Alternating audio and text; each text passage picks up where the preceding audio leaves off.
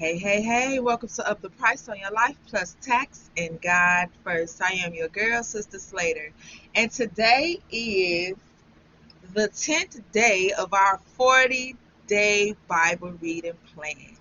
And today I will be reading from 1 King 18, which is the prophet of Elijah and the prophets of Baal. So go ahead and get your Bibles, open up your Bible apps, and let's get started. Like I said, 1 Kings 18. And go ahead and like, share, and subscribe. Comment below too, anything you want to say to me. Any questions, anything of that nature. So, Elijah and Obadiah. Forgive me if I pronounce that wrong. And it reads, after a long time, in the third year, the word of the Lord came to Elijah. Go and present yourself to Ahab, and I will send rain on the land. So Elijah went to present himself to Ahab. Now the famine was severe in Samaria, and Ahab had summoned Obadiah. I am slaying that word, but please forgive me. His palace administrator. Obadiah was a devout believer in the Lord. While Jezebel was killing off the Lord's prophets, Obadiah had taken 100 prophets and hidden them in 2 caves, 50 in each, and had supplied them with food and water. Ahab had said to Obadiah, go through the land to all the springs and valleys. Maybe we can find some grass to keep the horses and mules alive so we will not have to kill any of our animals. So they divided the land they were to cover, Ahab going in one direction and Obadiah in another. As Obadiah was walking along, Elijah met him. Obadiah recognized him, bowed down to the ground, and said, is it really you, my lord Elijah? Yes, he replied. Go tell your master Elijah is here. What have I done wrong? Asked Obadiah, that you are handing your servant over to Ahab to be put to death. As surely as the Lord your God lives, there is not a nation or kingdom where my master has not sent someone to look for you. And whenever a nation or kingdom claimed you were not there, he made them swear that they could not find you. But now you tell me to go to my master and say Elijah is here.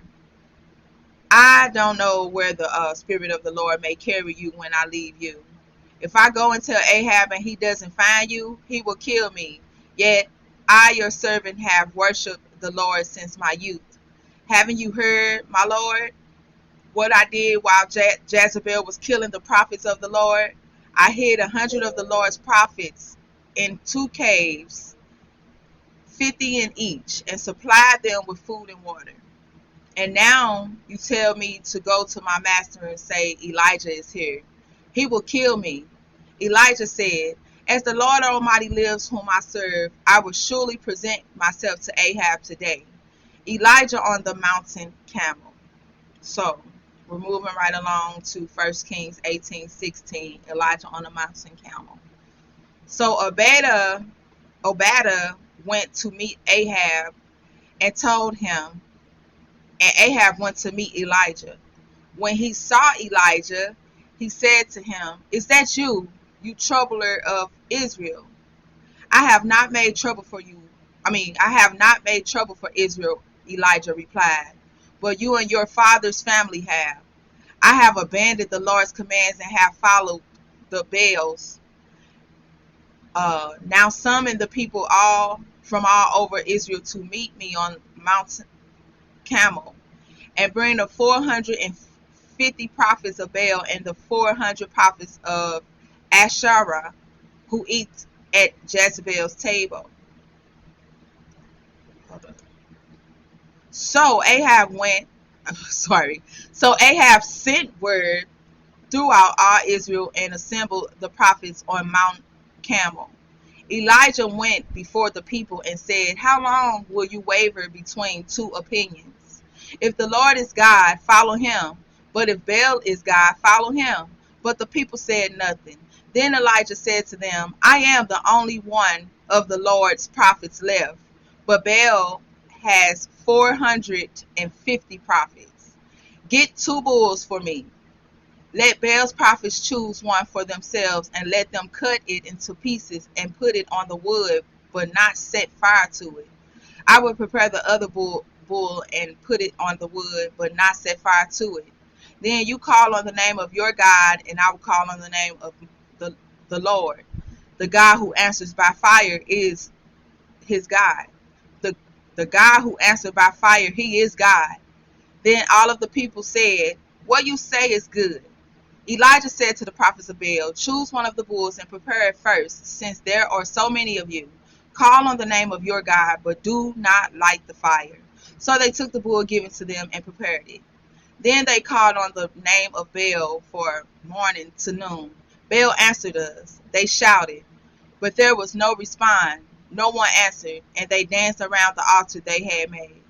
At noon, Elijah began to taunt them. "Shout louder," he said. "Surely he is a good, perhaps he is deep in thought, or busy, or traveling. Maybe he is sleeping and must be awakened."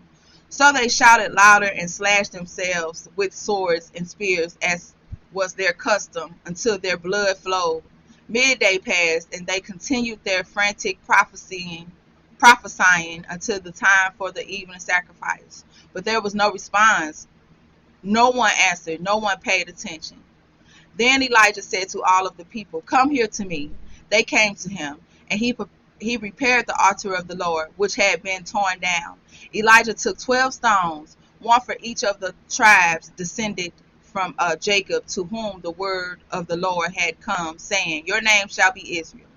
With the stones he built an altar in the name of the Lord, and he dug a trench around it large enough to hold 2 seals of seeds. He arranged the wood, cut the bull into pieces, and laid it on the wood. Then he said to them, "Fill 4 large jars with water and pour it on the offering and on the wood."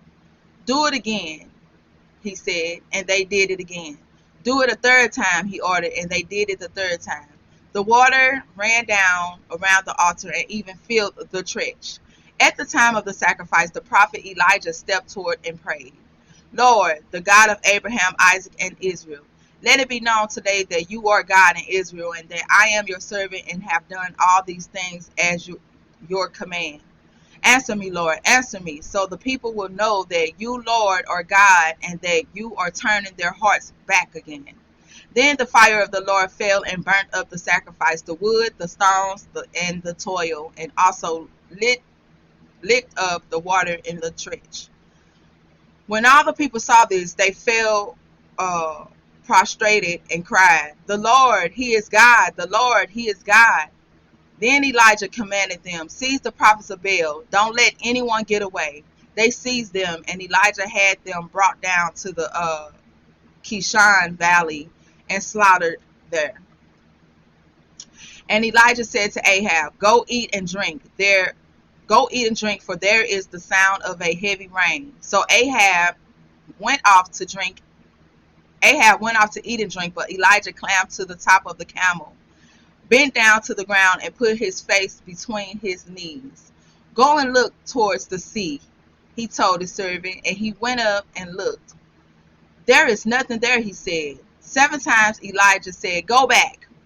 The 7th time, the servant reported, "A cloud as small as a man's hand is rising from the sea." So Elijah said, "Go and tell Ahab, hitch up your chariot and go down before the rain stops you." Meanwhile, the sky grew black with clouds. The wind rose. A heavy rain started falling, and Ahab rode off to Jezreel. The power of the Lord came on Elijah, and tucking his cloak into his belt, he ran ahead of Ahab all the way to Jezreel. So there you have it, 1 Kings 18. So we have, let me see, 4 lessons, 4 lessons from this reading of Elijah and the prophets of Baal. Number 1, our religions are not the same. Jesus said, I am the way, the truth, and the life, and no one comes to the Father except through me. And you can find that in John 14:6. There aren't many ways to heaven. There's only one way, and that's through Jesus Christ. Number 2, activity and enthusiasm are not always signs of spirituality. There is no doubt that the prophets of Baal displayed a lot of enthusiasm and activity on Mount Camel. They were sincere in their efforts, but how many of you know you can be sincerely wrong? Mount Camel proved that powerfully as they waited on their God and worshiped on their own God and nothing happened. So, lesson number 3, faith can be misplaced.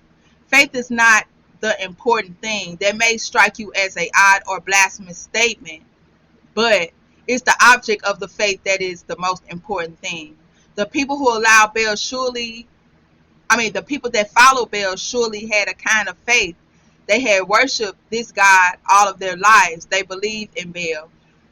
They had faith in Baal, but their faith was worthless because the object of their faith was worthless. Faith doesn't get you into heaven unless it's faith in God and His Son, Jesus Christ. This lesson teaches us that only those who believe in Jehovah end up on the winning side. There is no other way in which to place your faith, only in God, our Father, and His Son, Jesus Christ. And last but not least, 4, the faith you live by better be good enough to die by. So, if your faith doesn't bring you hope and help you in your crisis, it's not of much value to you. God built up the faith of Elijah in the quietness of a brook, the confines of a widow's home, and walking in the wilderness. So when he needed his faith in the big moment, when he drew a line in the sand and chose a side, his faith came through because he truly trusted God. And you should truly trust God too, me as well. So which side are you going on? Which side are you going to pick? Are you going to live for God and be His follower? Or are you going to keep living for other things that motivate you in your life? That's the challenge from this story to all of us. Pick a side, pick a side. You living for the world or you living for God? And there you have it, 2 Kings 18. So tomorrow we'll be moving into day 11, and we'll be reading from 2 Kings 25, the siege of Jerusalem and the exile of Judah. I hope you guys are gaining edification, as well I am too. You can go ahead and read the rest of 1 Kings if you like. And we're going to move to the text box. As you all may know, this is like my first time really going through the reading as well, so it's new to both of us. Let's pick out the text box. Let's see, 1, 2, 3. I got 3 today. 3 today. Let's read the first one.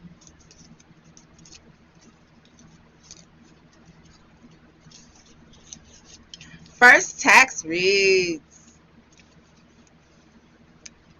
don't forget to meditate, love yourself, eat healthy, read books, the Bible too, that will give you wisdom, live in the moment, and be kind to every being. Yes, don't forget to meditate, especially on the word. Love yourself. You can't love nobody until you love yourself first. Eat healthy. Read books that will give you wisdom. Live in the moment and be kind to every being. God is love, and you shall be loved too. Second one reads, some people only come into your life to show you what love is not. So if you don't have the gift of discernment of the Spirit, pray for that, baby, because you need to know who is wasting your time and who is actually there loving you. because some people show up to show you what love is not. So make sure you educating yourself on what is love so you won't be fooled by the counterfeit. And last but not least, your time is limited. Don't waste it living someone else's life. And that's from Steve Jobs. Your time is limited. Don't waste it living someone else's life. Be true to yourself. Don't be out here trying to be a person that's on Instagram. Those influencers, half of those influencers don't even know their self. They live in somebody else's life. Behind closed doors, they're a different person. They don't even know who they are. So make sure you're living for yourself, living out the will and purpose God has upon your life. There's a calling on everybody's life. If you're willing to be that vessel for God, you are chosen. Anyone is chosen that choose to live how God has choose them to live. It may be hard, but it's worth it. Remember, Jesus loves you. God loves you. I love you. There's no key to happiness. The door is always open, you guys. Be blessed, be safe, and always, always, always keep God first. Mwah.